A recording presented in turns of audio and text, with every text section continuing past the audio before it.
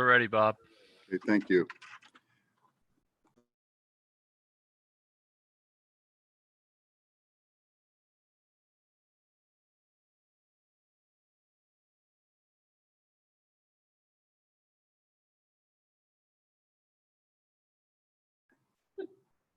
Now I'm good, right?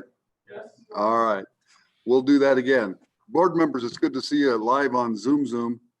And this is Tuesday, May the 26th. It's a governing board work study session. So welcome.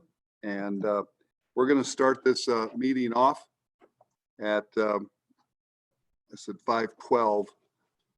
Let's start with a roll call. And Ms. Kidman, you are in your house, nice and comfortable. Let's start you off. Hi, Sandra Kidman here. Thank you, Sandra. Desiree Fowler, Board Clerk.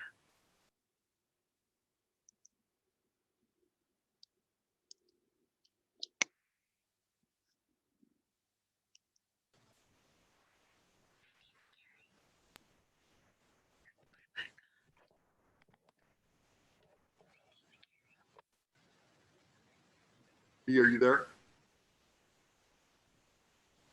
It's okay. B, roll call. Yes, and Dee McCary here.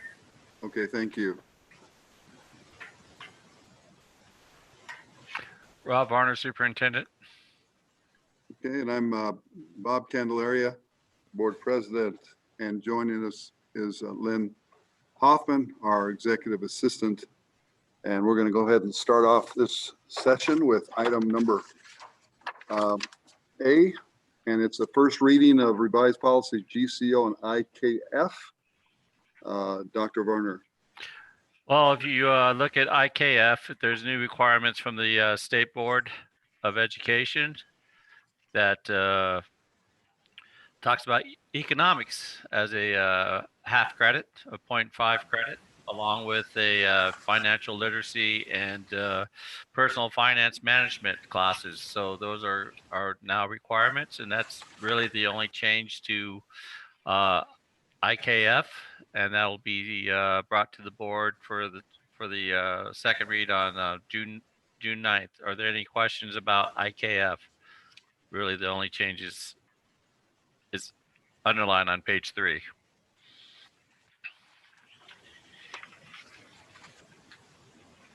Questions? If not, we'll go to GCO.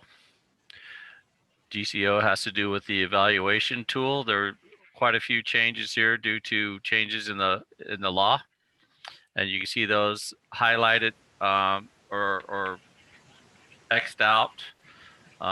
There's line throughout there, but there is one change that we would like to make.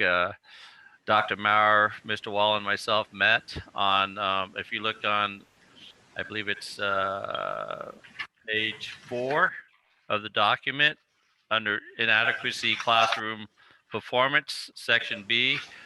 Originally, there were 17 developments on the Danielsville rubric, and there's only 22 indicators. So we want to balance that and change that from 17 developings to 8 to put a teacher on a plan of improvement.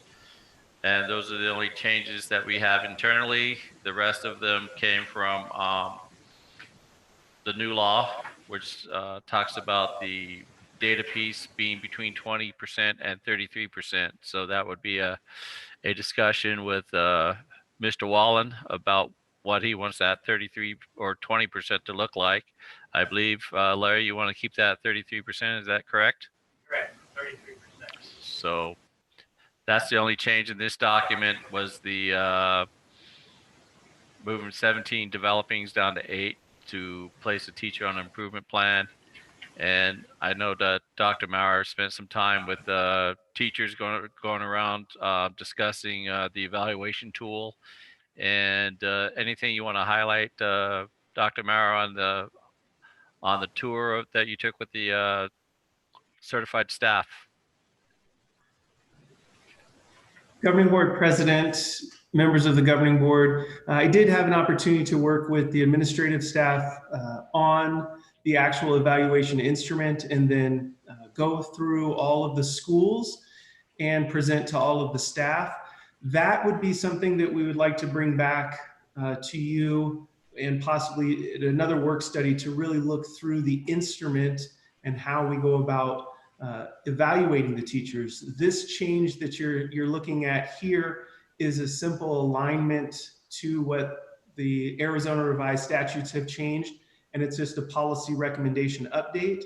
As Dr. Varner stated, the idea that in one instance we had 17 developing, that's almost the entire rubric that would need to be marked developing in order to move the teacher over to an improvement plan. So in this instance, it's looking at bringing that to a more reasonable level to start that process.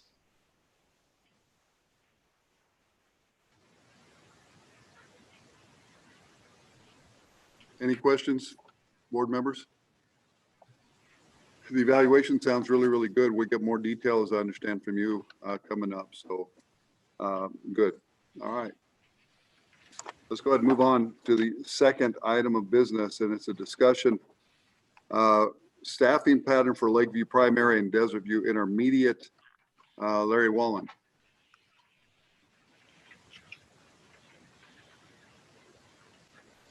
Mr. President, members of the board, I was looking at, as part of my scope of work right now, staffing pattern for the schools, and know that I interviewed both the Desert View and the Lakeview principals.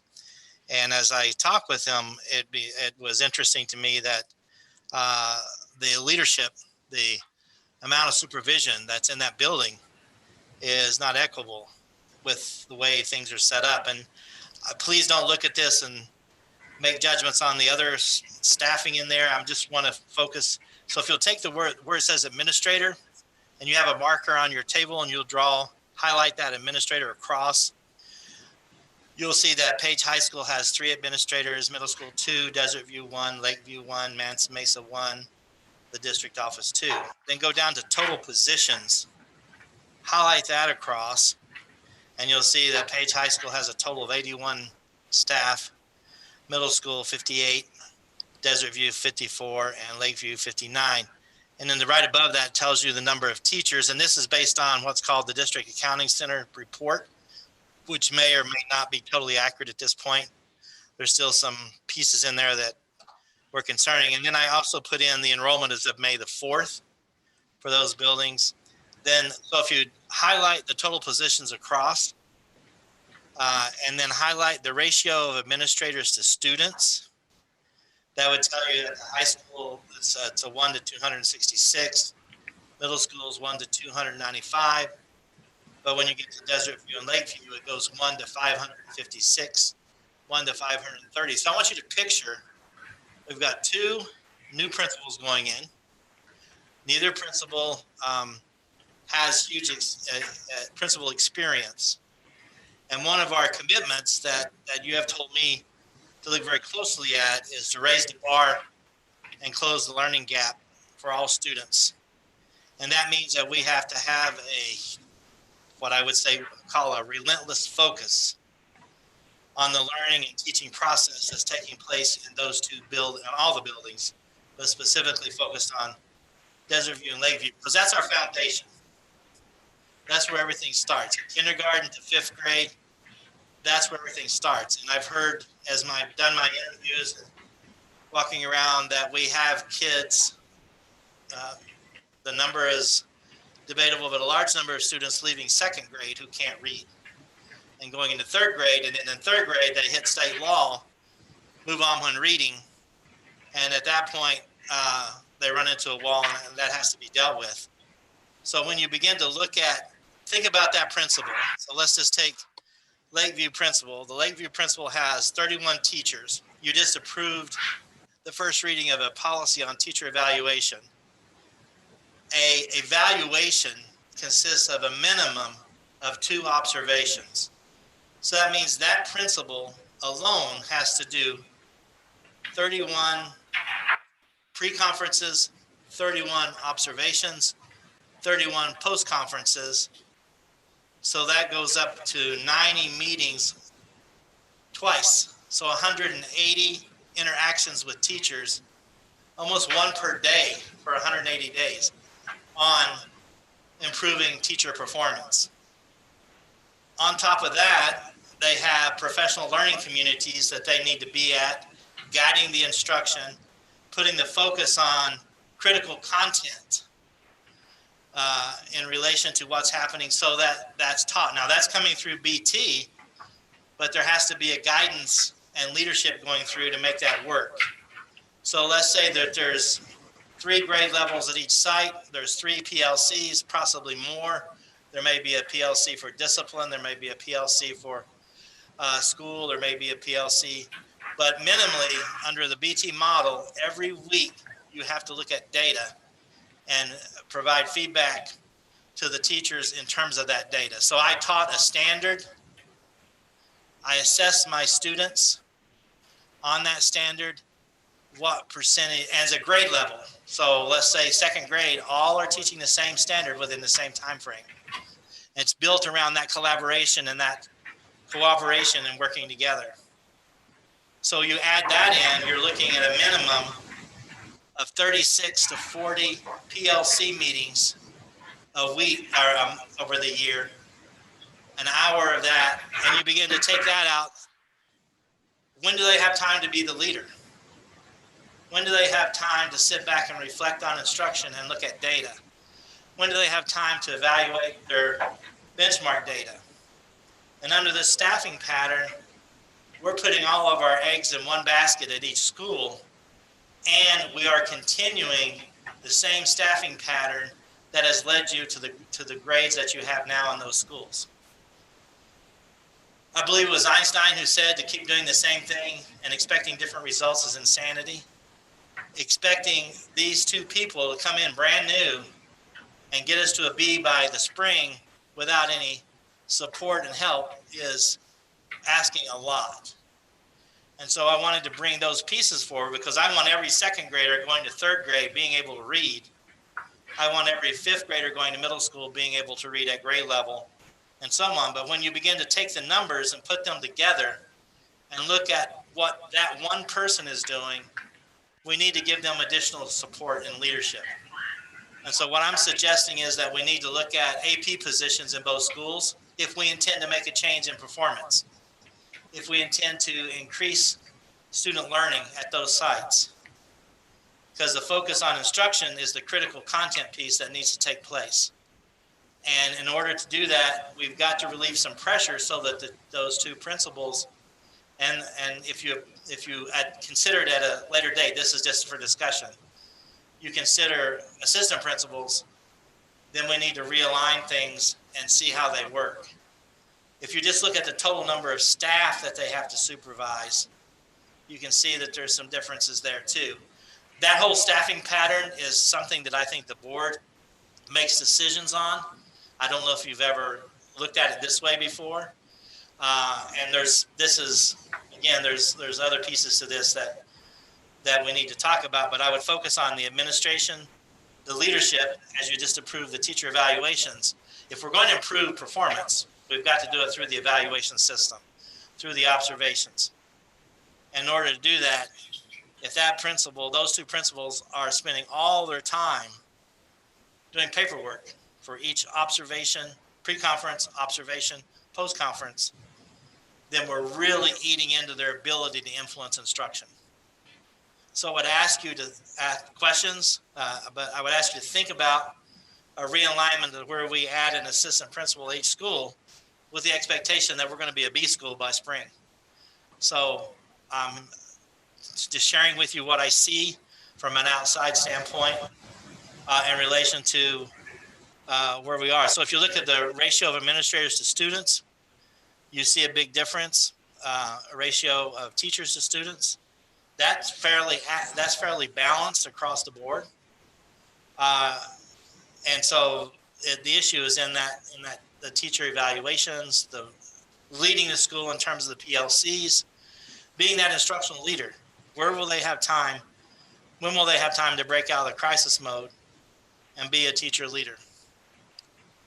with all the people that they have assigned to their building.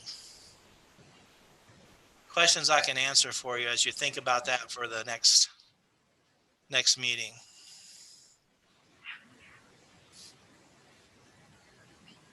And I think, I'll say that, just go ahead. I just think it's if we're going to move in that B direction, we've got to give those two principals support. And I'll be mentoring them, but I still they need support. Board members, questions? Bob, any questions? Any questions?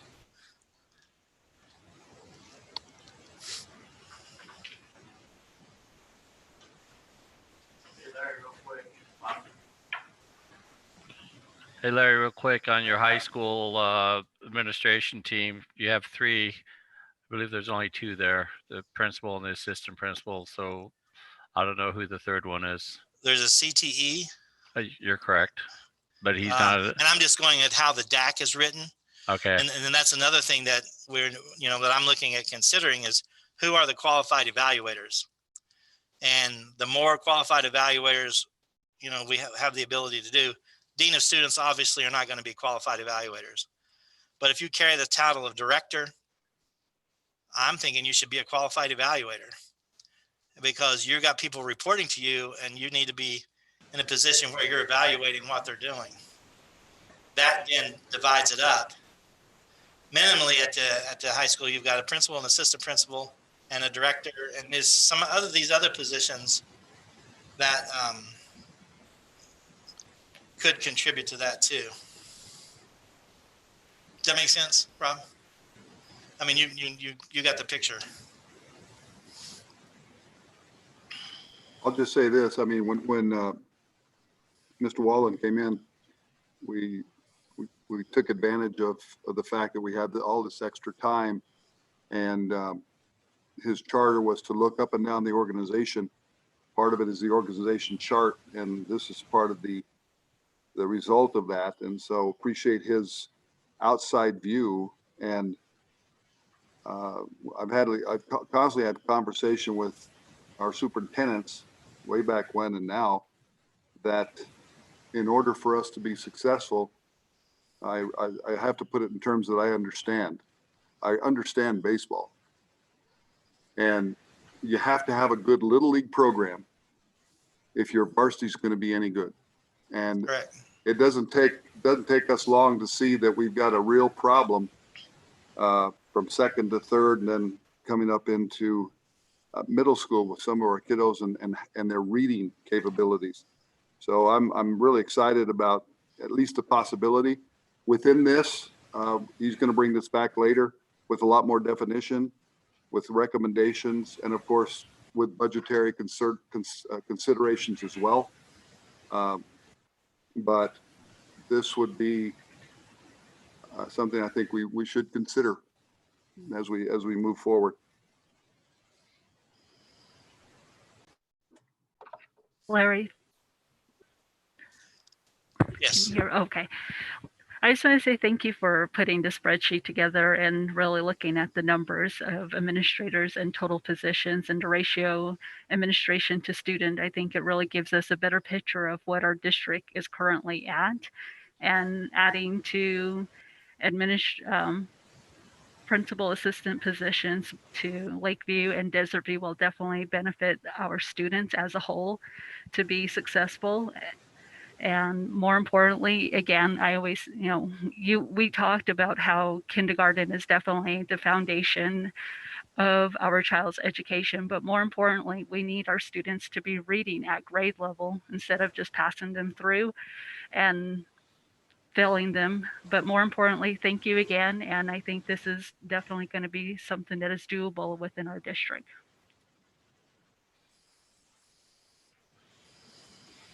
And again, I think we have to do it. We do have to understand that this is a first cut at the, and I'm going to call it low hanging fruit. Is that fair, Larry? Yes. The low hanging fruit, the things you need to go after that should produce results immediately. And anytime we start talking about adding administrators, we always have this conversation: are we administrator heavy? We'll be looking at that at a later time. as well. So anyway, I do appreciate it. This is, and along with Des, yeah, this is some information presented like I haven't seen it done before, and it is really eye-opening. And the other thing, the ratio of paras between Desert View and Lakeview is, you know, almost double. And I don't know if you would want to shift that around a little bit, but anyway. Well, that jumped out at me was when I was doing this, and I don't have an explanation, so I didn't get into it at this point to see why it comes out like that. But even you look across the board, there's a heavy investment in paraprofessionals, and you look at our achievement profile. Is that contributing to the achievement profile? Is that something that we need to look at? And yes, I don't know why they're that way in terms of the two schools, but we'll eventually dig down into the meat and find out what the thinking was behind that. And is that thinking still good in terms of this drive for a B rating? I think we all have to be ready to have the tree shook a little bit and see what makes sense. So anybody have any other questions or comments? Okay. I see Mr. Franklin is here. However, he's still trying to get on, but good to see you, Mr. Franklin. Likewise, sir. And sorry we haven't got it all set, ready to go. No, you hit some of the key concerns that I was asking also. I like the idea, and I know the budgetary things are part of that. But look at what I'm hearing. I really do think it's a great plan. Thank you, Mr. Franklin. All right. Again, this is a short agenda. We're going on to the next item if there's no other conversation to be had, and it's item number C, discussion regarding the 2021 school year calendar. Dr. Marisander Kidman, you're on.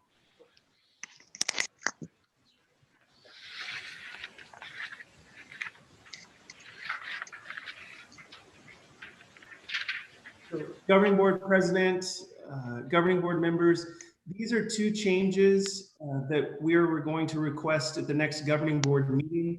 When we built the master or the calendar, we of course take into consideration the 180 days of school for our children, the 9-month staff, whether it be the certificated teachers, the paraprofessionals, and then also the administrative staff at the 12-month level.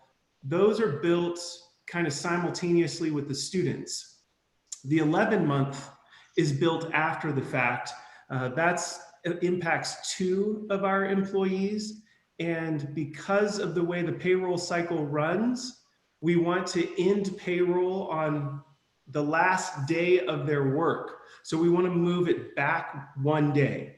The other day that you see there for the 11-month employee, that's based off of the way the calendar was built using a leap year calendar. So there was actually an additional day inside that's now missing. So those employees, we say like our teaching staff is 194 days.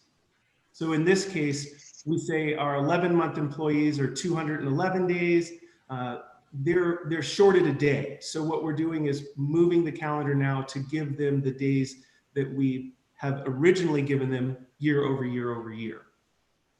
So it's 2 technical changes that will not impact students. It doesn't impact 96% of the staff.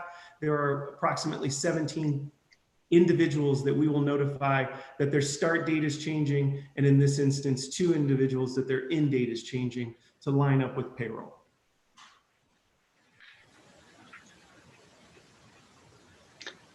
Sandra, anything you'd like to add?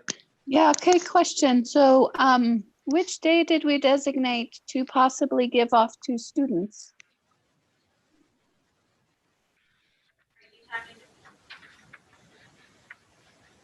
Can you repeat the question? Okay, so the whole reason I brought this issue up in the first place is the trouble that we had this year with our basketball tournaments. There's a lot of unhappy parents, teachers at the other schools, not the high school as much, I think, because of that day we gave off. So that is the whole reason why I asked to see if we could build a day in. So I'm wondering how you accomplished that. I'm a little confused.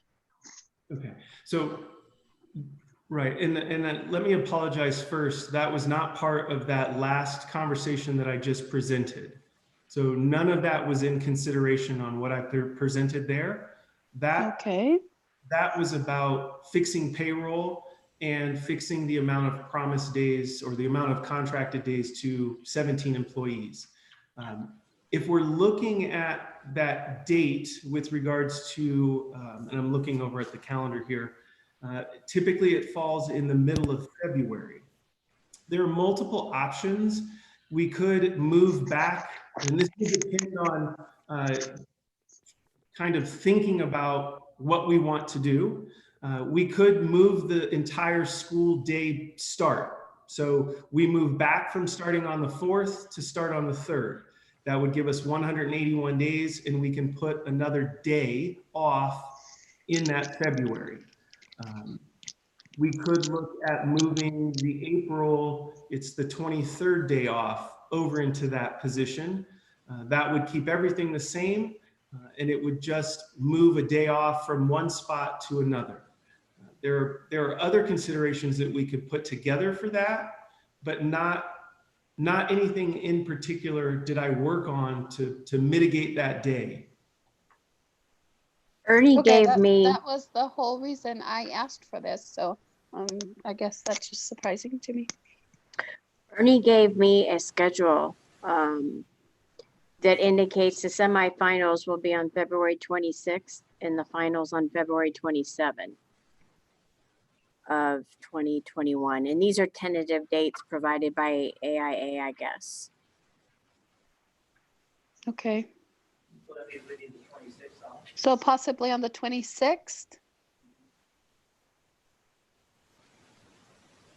The reason I bring this up is because we've had this issue before in the past. Oops, sorry. Wasn't the first time we had this problem. Had the same problem a few years ago.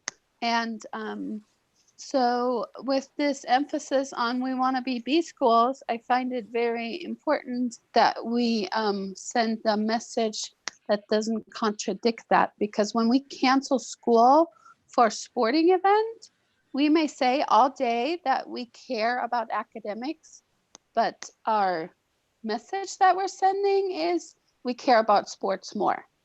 So I would just really like to avoid that problem in the future.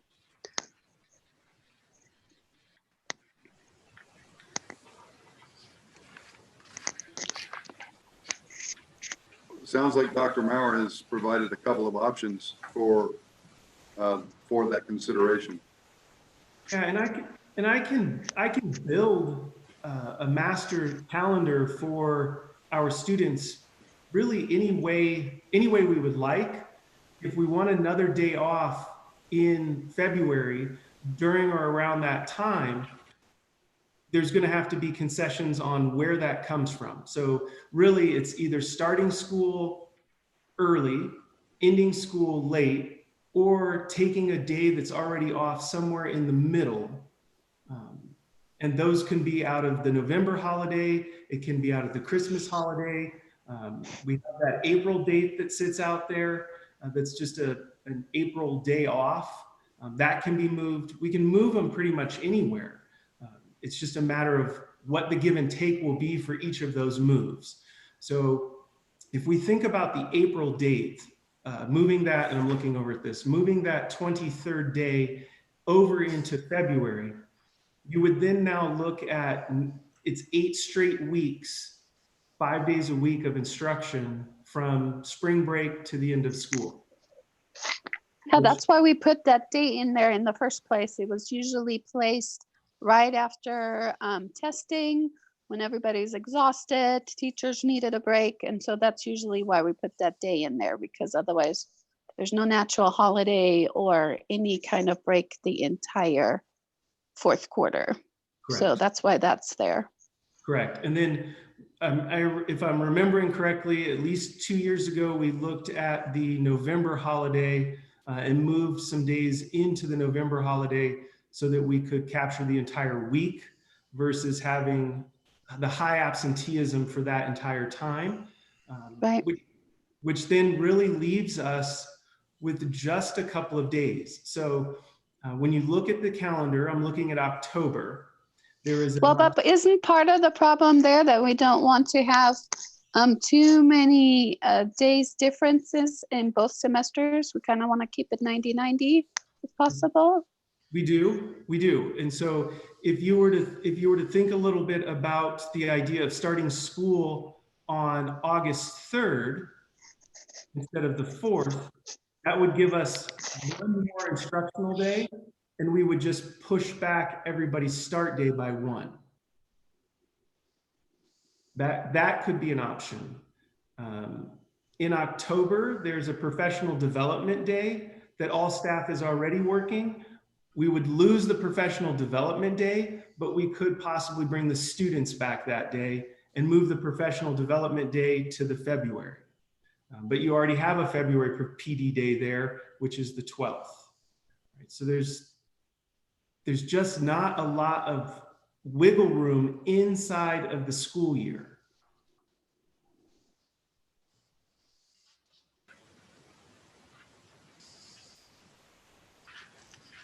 What is the October 12th, those two red lines? What does that mean? So October 12th, that's a non-pay, non-work day for all staff and students. It's our fall break, basically. Well, that's the next week, the 12th. Yeah. Isn't the week of the 5th, the fall break? Is it? I don't know. Yeah, no, usually what happens is that gray area is parent teachers. And then on the 8th is a half day of school. Then there's a professional development day. And so the kids get off 4 days, but the teachers get only off 1 day, and that's our fall break. So, but did the teachers come back on the 12th? On the 13th. The teachers get the 12th off. Everybody gets the 12th off, and the students get the 9th off as well.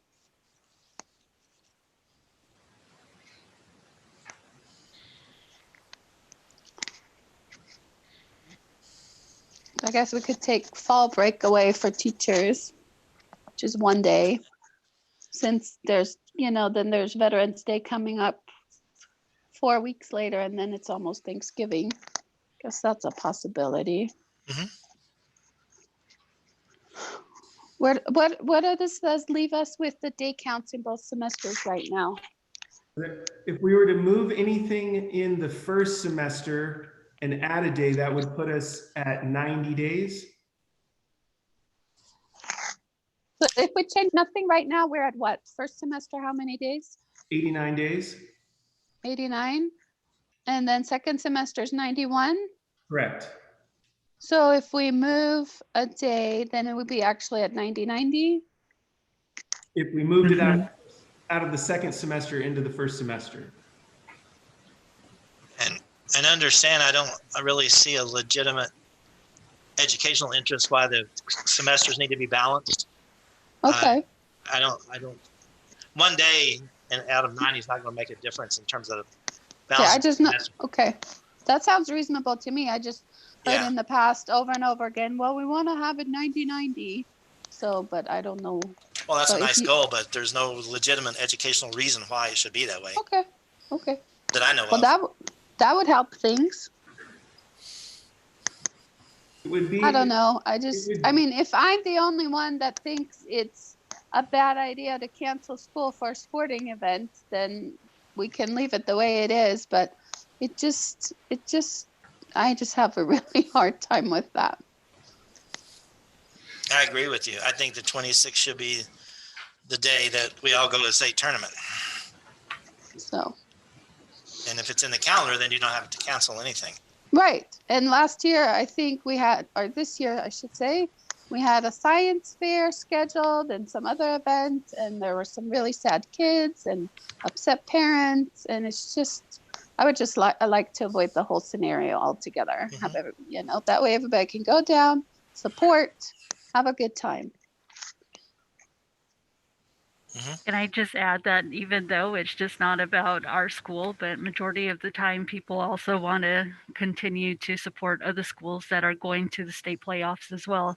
But more importantly, I do agree with Sandra. I know that this was mentioned multiple times in the past few years, couple years, that you know the basketball state playoffs is definitely a community event that everyone just continuously supports. But more importantly, thank you, Sandra, for looking into this and definitely highlighting it at this point in time, because again, we do not want to have upset parents or teachers and so forth. And at the end of the day, we're the ones that hear about it more than anyone else. And the best part of it is we can pre-plan it. And that way you don't have to have upset folks. It's already in their calendars. So just a matter of figuring out which option's best. Well, my preference at this point is just basically eliminate that 1 day fall break day. The 23rd? That would, the 12th of Oh, October. yeah. Gotcha. And just plug that in on the 26th. I mean, somebody might want to consider if they want to move the professional development day, but that's, to me, that's not my concern. I mean, that's for the instructional leaders to decide when the best day is to have a professional development day. So just because that's kind of close, but other than that, I mean, I love having a fall break. It's great, but I don't know. I know that if we were to move the first day of school to a Monday, then that creates all kind of other problems, because people like doing their meet the teacher on a Monday, all that stuff. And so, and there's always complaints that we start the year so early anyway. Not that 1 day makes much of a difference there, but I think the meet the teachers and the high school orientation usually for freshmen takes place on that Monday, I believe. So I think that's an important day for kids to, meet their teachers, and there's probably more success doing that on a Monday than it is on a Friday, I would think. So that would be my preference. Larry, were you voting, or did you want to say something? No, I don't vote, but I wanted to say, remember that every Friday is a half day for professional development as well. So it's not like you're wiping out, you're just shifting a day. That's not, the rewards would be much greater to support the 26th ahead of time. That's true. That's true. Wiping out a Friday instead of a Monday. Right. Yeah. And the idea of going from the 12th to 26th sounds good to me also. Well, Dr. Merrill, looks like we have at least a growing consensus that the 12th might be the thing to do, and swap that in for the 26th. So we're looking, just to be clear, we're looking at moving February 12th down to February October 12th. October. Okay. Unless you want to give up a professional development day. Yeah, that's possibly. No. I was saying October 12th, no fall break for teachers basically, and only like a Friday off for students, the 9th. And there's another break coming up shortly after the that 12th anyway, correct? Well, the 12th of October, if there's no break, there's 4 more weeks of school, and then there's Veterans Day right in the middle of it. Right. And then 2 weeks later, it's the Thanksgiving break. Thanksgiving. So we got a couple breaks there. Yeah, the first semester usually has more breaks than the second semester does. So anyway, I mean, if you want to move the professional development day down to February 26th, but I don't know that you would want to do that, but that would not be for me to demand. I think a lot of your teachers are gone during that time too, the playoffs. So I'm not sure that would help. Exactly. That's what I mean. You would, if you move the February 12th to the 26th, which I guess is better than just willy-nilly giving the day off during that month. but then you would be looking at probably starkly reduced numbers for your professional development day. And I don't know that that's a good idea either. And like Larry said, that we have professional development day every Friday. So that's a good opportunity to listen to what is being planned for staff. Yeah, every afternoon. Remember, Fridays are a half day. So every afternoon is in professional development. Sounds like we're looking at the 12th overall. If that's what we're hearing. So Terry, you'll work on that for us. And then I guess the next thing we'll do is we'll see a calendar for approval at the next meeting. Yes. Yes, sir. So I'll have it draft ready to go for the next governing board meeting for approval. Okay, thank you very much. Sandra, thank you very much for keeping this up, right? Folks, unfortunately, we're out of items to talk about. Okay. So I'll entertain a motion to adjourn. I make a motion to adjourn. And a I second. second that. And everyone's okay, let's go out. Let's get out of here. All right, we're adjourned at whatever time it is. It looks like 5:52. Thank you, folks.